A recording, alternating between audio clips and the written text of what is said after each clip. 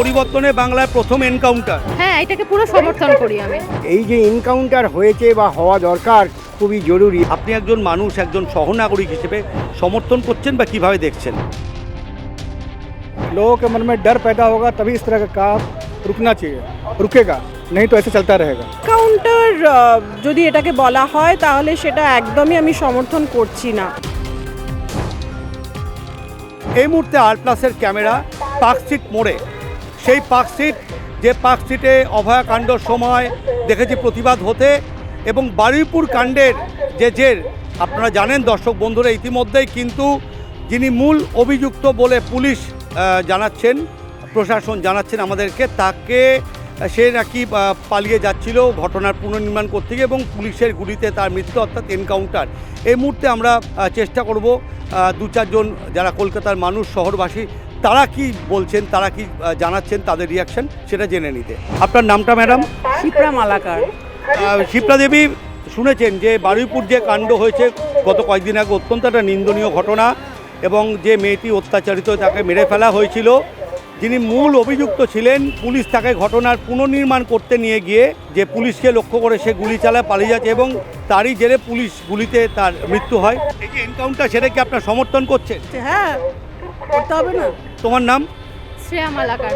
শ্রেয়া, যে ঘটনা ঘটেছে এবং যিনি মূল অভিযুক্ত ছিলেন, গতকাল রাত্রে ঘটনার পুনর্নির্মাণ যখন করতে যায় তখন পুলিশের অভিযোগ যে সে পালিয়ে যাচ্ছিল, পুলিশকে লক্ষ্য করে গুলি চালায় এবং পুলিশ বাধ্য হয়ে গুলি চালায়, তাতে তার মৃত্যু হয়। এই যে ঘটনা, তুমি একজন মহিলা, একজন মেয়ে, নারী হিসেবে তুমি কি রিয়াকশন দেবে? আমি এটাতে সমর্থন করি। প্রথম মানে পরিবর্তনে বাংলার প্রথম এনকাউন্টার। হ্যাঁ, এটাকে পুরো সমর্থন করি আমি। অমরবাবু, এই বারুইপুরের যে ঘটনা নিশ্চয়ই শুনেছেন, সংবাদ মাধ্যমে দেখেছেন, এবং যারা ধরা পড়েছিল তার মধ্যে পুলিশের বক্তব্য, যিনি মূল প্রধান অভিযুক্ত, ঘটনার পুনর্নির্মাণ করতে গিয়ে সে পুলিশকে গুলি চালায় এবং তার আত্মরক্ষার্থে পুলিশকে গুলি চালাতে বাধ্য এবং তার মৃত্যু হয়। এই ঘটনাটাকে আপনি কী চোখে দেখছেন? এই ঘটনাটা একদম ন্যাক্কারজনক এবং খুবই খারাপ। এটা মানে এর কি বলবো, আমাদের ভাষা নেই যে এই সব ঘটনা হবে। কিন্তু এই যে এনকাউন্টার হয়েছে বা হওয়া দরকার খুবই জরুরি, এবং এইরকমভাবে দেশে এই সব ঘটতে থাকলে তাহলে তো দেশটা মানে রসাতলে চলে যাবে। তা এগুলো খুবই মানে আইনের মাধ্যম দিয়ে খুবই পুলিশ যাতে ভালো করে এইটা ছানবিন করে ধরতে পারে। পরিবর্তনের বাংলায় প্রথম এনকাউন্টার আমরা দেখলাম, ধর্ষণ কাণ্ডে যিনি মূল অভিযুক্ত তাকে এনকাউন্টার করা হলো। সমর্থন করি। পুলিশের খাতায় যিনি মূল অভিযুক্ত হিসেবে সাসপেক্টেড প্রভাস, গতকাল রাত্রিরে ঘটনার পুনর্নির্মাণ করার সময় পুলিশকে লক্ষ্য করে সে গুলি ছোড়ে এবং বাধ্য হয়ে আত্মরক্ষার্থে পুলিশকে গুলি ছুটতে হয় এবং এনকাউন্টারে সে মৃত। এই বিষয়টি আপনি কি সমর্থন করছেন না করেন না? হ্যাঁ, এটা ঠিক আছে, মানে এটা হওয়া দরকার। এনকাউন্টারটা ঠিকই আছে আমার মনে হয়। ঘটনার পুনর্নির্মাণ কনস্ট্রাকশন করতে যাচ্ছে এবং তখন সে পালিয়ে যাচ্ছিল, গুলি চালিয়েছে পুলিশকে লক্ষ্য করে 2-1 রাউন্ড এবং বাধ্য হয়ে পুলিশকে। এটা তো দরকার। আপনার নামটা বলবেন? বিশ্বজিৎ দাশগুপ্ত। এই যে ভোর রাত্রিরের যে ঘটনা, যেটা প্রভাসবাবুকে এনকাউন্টার করে দেওয়া হয়েছে, একজন সহনাগরিক হিসেবে, আপনি কলকাতার মানুষ হিসেবে, নিশ্চয় আপনি একজনের বাবা, আপনি ঘটনাটাকে সমর্থন করছেন না করছেন না? যারা দোষী এই ধরনের সাথে যুক্ত আছে তাদের অবশ্যই এনকাউন্টার করে মেরে ফেলা। এরা হচ্ছে আমাদের সমাজের একদম ক্রিমিনাল। কলকাতার এক নাগরিক হিসেবে दीपू अग्रवाल इसको समर्थन करते हैं नहीं करते हैं बिल्कुल। ऐसे लोगों का ऐसा ही हिसाब होना चाहिए, बिल्कुल होना चाहिए, क्योंकि लोगों के मन में डर पैदा होगा तभी इस तरह का काम रुकना चाहिए, रुकेगा नहीं तो ऐसे चलता रहेगा। योगी राज यहाँ भी लागू होना चाहिए। अभी तक जितनी 2 महीना भी नहीं हुए, नया सरकार बने, सरकार का जो स्टेप्स है, जो स्टेप्स ले रहा है, मतलब आप लोगों को as a community, as a person of Kolkata, as a person of Bengal, आप लोग समर्थन करते हैं?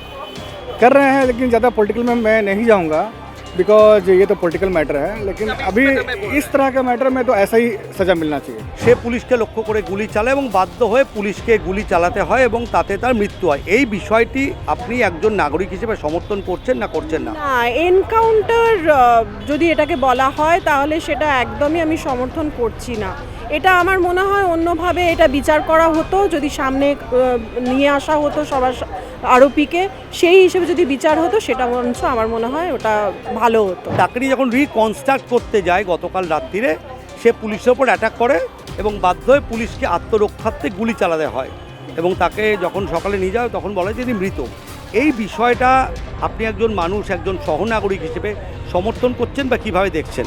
না, সেটাকে সমর্থন করি না। তার একটাই মাত্র কারণ, সেটা যে ওই ঘটনাগুলো যে হয়েছে পুলিশের সঙ্গে হয়েছে, সেটার কি কোনো মানে পাবলিক কি সেটা জানে বা পাবলিক কি জানছে? এটা তো পুলিশের একটা ভার্সন।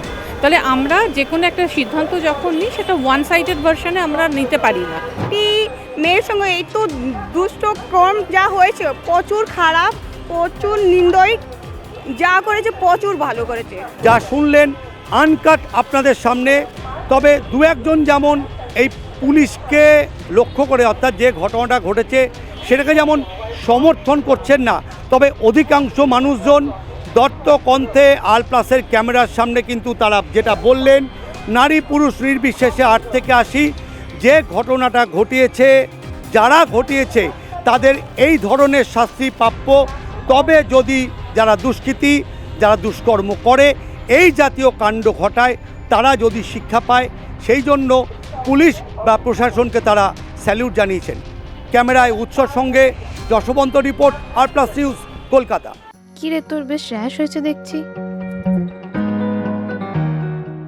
হ্যাঁ রে, কি করব বলতো, র্যাশগুলো কিছুতেই কমছে না।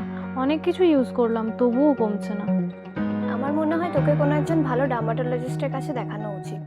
তুই ঠিক বলেছিস, কিন্তু কোনো ভালো ডার্মাটোলজিস্ট থাকলে একটু সাজেস্ট কর না প্লিজ। এই তোর তো একবার র্যাশ হয়েছিল না? তুই কোথায় দেখিয়েছিলিস? তুই একবার গৌরীদেবী হসপিটালসে দেখাতে পারিস, ওখানে ভালো এক্সপিরিয়েন্স ডার্মাটোলজিস্ট আছে। আমারও সেম প্রবলেম হয়েছিল, এখন ওখানে ট্রিটমেন্ট নিয়ে আমি এখন ঠিক আছি।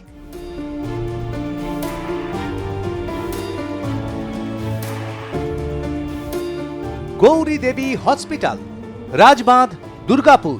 যোগাযোগ 8001003333, 8001113333।